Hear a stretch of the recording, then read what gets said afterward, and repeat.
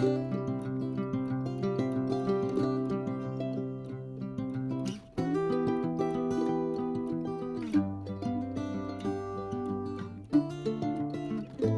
guys, I did a solo playthrough video for the board game Spots, and this is what the cover of the box looks like. If you're looking for this, you can find it on Amazon, or your local game stores would probably have it. This is a really fun push your luck dice game where you are rolling to complete dog cards and you're putting them on the spots on the cards. But I just love the art. Isn't it cute? It's just really fun and whimsical, and they did a great job with the styling of the game. So I hope you enjoy the video, the playthrough. It takes about 20 to 25 minutes for the solo playthrough and about a half hour for more players. It does have the ability to be played by 1 to 4 people, so there are some options there. And I hope you enjoy the video, and I hope to make more. Thanks. Okay, so here's the main setup of the game for a solo playthrough. We have treat tiles, we have a yard where we have to bury dice, we have our dog cards, we have treats, and then we have the dice that will roll to try and claim the dog cards. So when you start out on solo play, you get 1 yard, you get 1 treat, and 1 dice that you have to roll and bury in your yard right off the bat. And you can only have 7 or less in your yard at any one time, otherwise you will bust. And I'm sure we'll see that happen at some point in this game. So I have a 5, which means I only have 2 more pips that I can put in there. And at the beginning of the game, the players take 2 dog cards. So the objective will be to complete 6 total dog cards. But you start with 2 and then you gain more as you go. So the way this works is that you, when you take a turn, you choose a card, one of the trick tiles, and do what it says on the trick tile, and then you would either place a dice, if you have one, on one of these spots, and the dice that you cannot play you will bury in your yard and hopefully be under 7 or under in the yard. The treats are used to re-roll where applicable, so we'll find out that as we go. So on solo mode, what they tell you is that you go through a certain action to sort of mimic another player. So I put this here, even though the solo other player opponent does not have a yard, I put this here to sort of represent them, because we will be putting dog cards when they collect dog cards. So you start with all tiles up, and in solo mode, the solo player goes first. So I will pick a tile, and I will choose this one here. So I turn it over when I choose it, and it says if you have fewer than 6 dog cards, and I only have 2, draw the top card of the dog deck and add it to your pack. So now I have 3, which gives me more chances that a dice will be one of the numbers that I have to roll. So the other part says then roll 1 die. Sometimes the card will say you may roll 1 die, which means it's optional, but here it's not optional. So we roll 1 die, and we hope to get a 1, a 2, a 3, a 5, or a 6. And we got a 2, so we can place it there. We don't have to bury in the yard. We don't have to re-roll and spend our treat. So then that turn is over. And for the solo opponent, we roll a dice. So these are placed as numbers 1, 2, 3, 4, 5, and 6. So when you roll the dice for the opponent, whatever number it lands on, you turn that card over. If it is already turned over, they automatically score a dog card. So we'll roll for the opponent, and we rolled 1. It's already turned over, so they automatically score Goliath.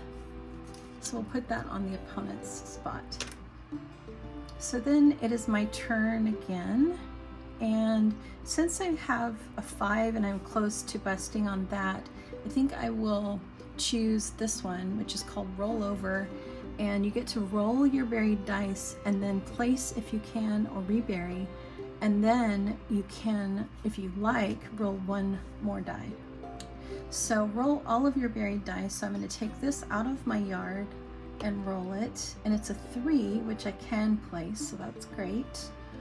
And then it says you may roll 1 die.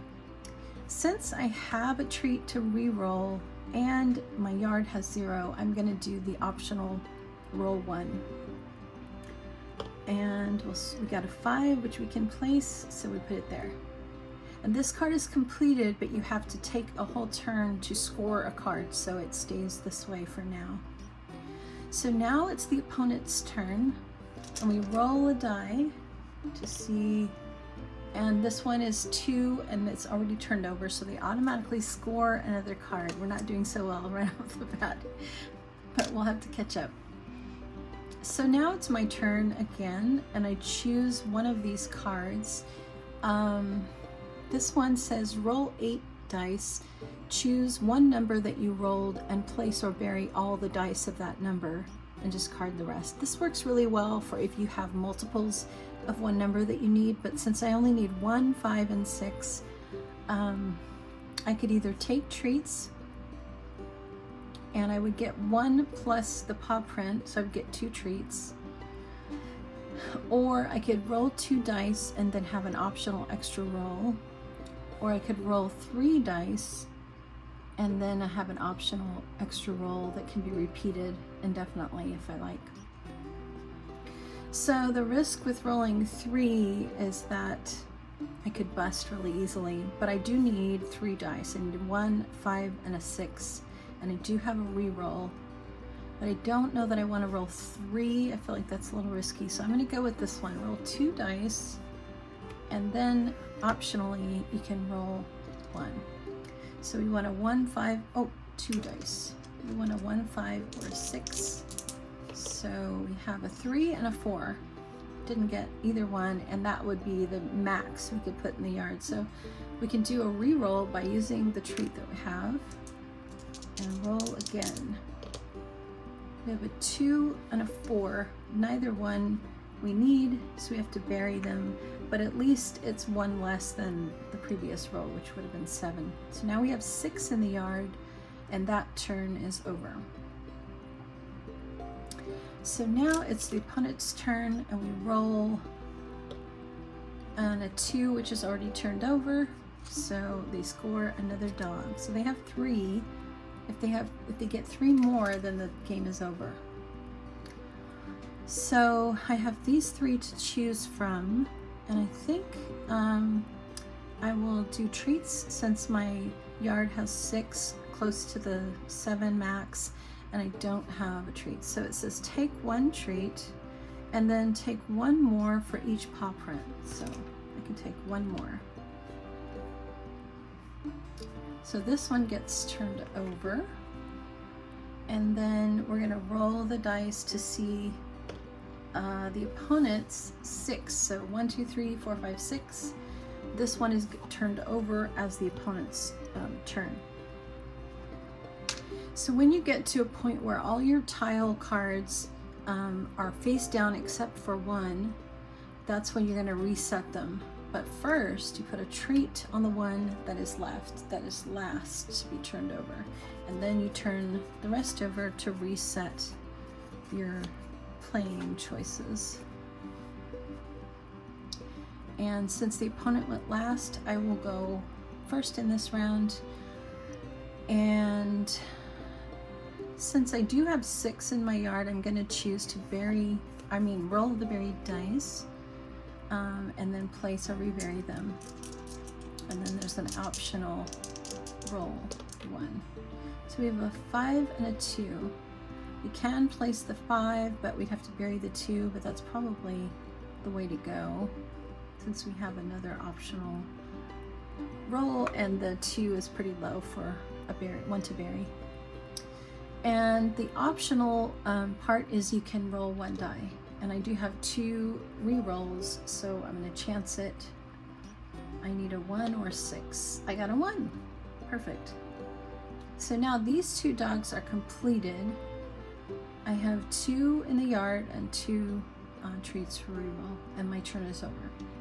So now it's the opponent's turn. Whoops. 5, so this card gets turned over for their turn. And then for my turn, I'm going to choose to score instead of taking a card, which means I will put these turned over to show that I've scored them, and I will take 2 in place of those. 2 new ones. It doesn't change anything about my yard or the treat situation, but I have 2 completed and the opponent has 3. So now it's the opponent's turn. I probably should give the opponent a name. 4. So 1, 2, 3, 4. The opponent turns that card over. And you notice the opponent doesn't ever earn treats or have to bury dice. It's just very simple play for that. So now I can choose between, I can take an extra dog card and roll 1 die. I can roll 8 and choose to just use 1 number out of those 8, all of that number. Let's see what we need. We need 2, 3, 4, 5, and 2 6s. So this option would be roll 3, and then you have an optional 1. And I think since we need so many numbers, either this one or this one. I think I will do this one. So roll 3 dice. Running out of room here for rolling. Let's move this over. Roll 3 dice. Let's see here. We have a 2, a 4, and a 5. So we can place all of these. And the only thing you want to look at is if one is almost completed and you have 2 spots for the same number, you want to put it on the one that's almost completed. But I only need 1 of each of those. So now I need a 3 and 2 6s. And that turn is over. So now it's opponent's turn. If they roll a 1 or 3, I'll turn over one of those. But since this one is turned over, they got a 4. So they automatically score a dog. So now the opponent has 4 completed dogs. Yikes. So I think I'm going to go with this tile because I do have fewer than 6. I have 1, 2, 3, 4, 5. So I can get 1 more. And this one, let's move this over here. This one needs a 2 and a 6. And then it says roll 1 die. So we need a 2, a 3, or a 6. 2, perfect. So we'll put it there. We still have 2 buried in the yard. And now we have 1 left facing up. Nobody took it, and so it gets another treat. Now it has 2, gives an incentive to take it, and then we reset the tiles again.